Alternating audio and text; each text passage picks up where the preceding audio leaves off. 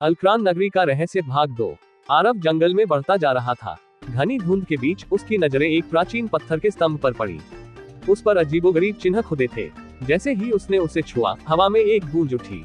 रहस्यमयी आवाज, जो इस पथ पर चलेगा उसे अपनी आत्मा की परीक्षा देनी होगी। अचानक धुंध गहराने लगी और उसमें से 3 छायाएं प्रकट हुई।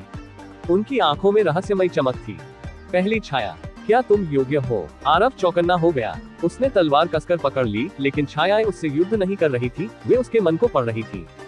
अचानक आरव के सामने उसकी सबसे बड़ी असफलताएं जीवंत हो उठी। वो पल जब उसने हार मानी थी, जब वह डरा था। छायाएं धीरे धीरे उसकी ओर बढ़ने लगी, जैसे वे उसकी कमजोरियों से बनी हो।